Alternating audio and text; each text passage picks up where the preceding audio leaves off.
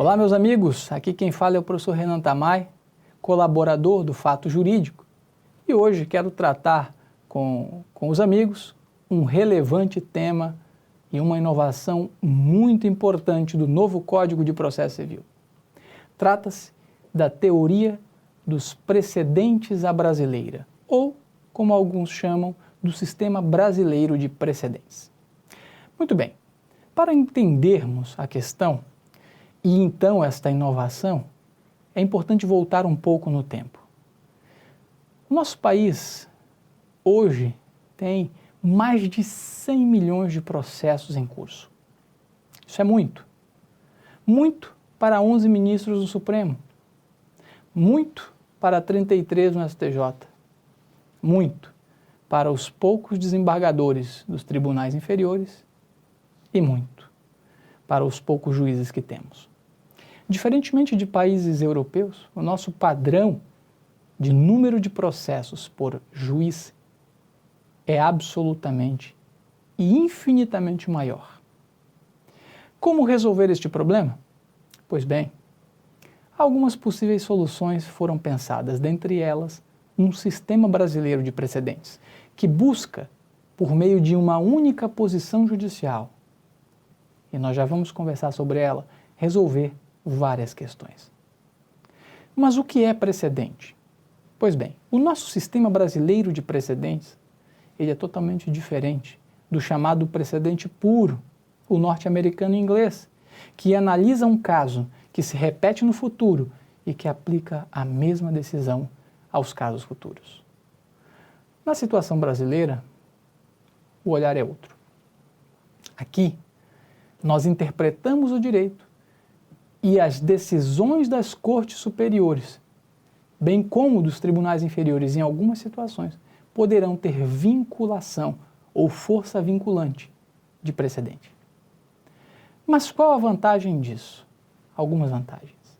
Primeiro, a manutenção de uniformização das posições judiciais, da jurisprudência. Segundo, a manutenção da coerência. Imagine você, meu amigo e minha amiga, como já vivi eu, um dia indo ao STJ para participar de uma sustentação oral. Chegando lá, se dá e se depara com duas decisões das 2 semanas anteriores, do mesmo ministro, sobre o mesmo tema, com decisões contrárias. Na semana retrasada, há uma decisão daquele ministro, relator do seu caso, decidindo de uma forma aquela questão. Na semana seguinte, uma outra decisão contrária àquela. Que tipo de estabilidade há de se ter? Nenhuma. Também para isso serve o precedente, porque há de se ter com o precedente uma maior coerência jurisprudencial e decisória. Se o Supremo Tribunal Federal decidiu, em controle de constitucionalidade abstrata, que determinada lei é inconstitucional, ponto. Essa é a orientação que deve ser seguida. Se o STJ considerou determinada lei federal efetivamente ilegítima, a previsão ali postada é uma previsão equivocada, ou a interpretação que se dá a determinado dispositivo de lei federal é inadequada, aquela será a postura a ser adotada.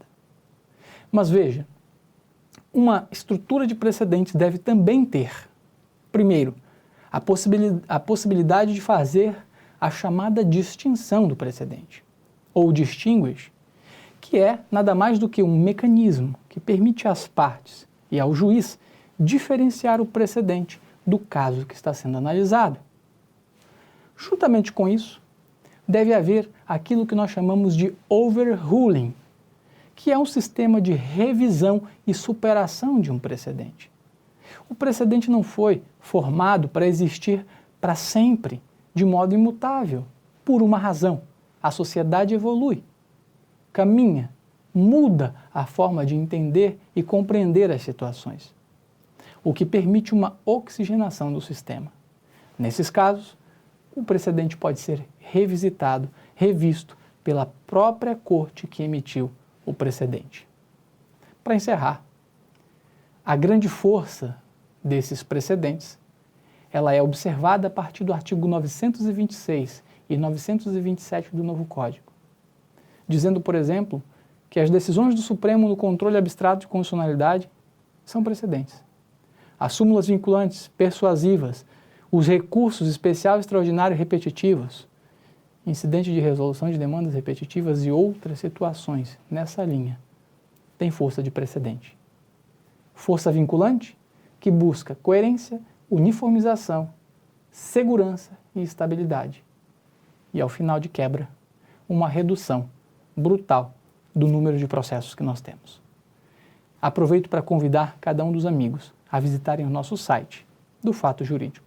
Lá encontrarão outros tantos vídeos interessantes, artigos jurídicos e material de primeira linha. Um grande abraço do professor Renan Tamay. Até a próxima.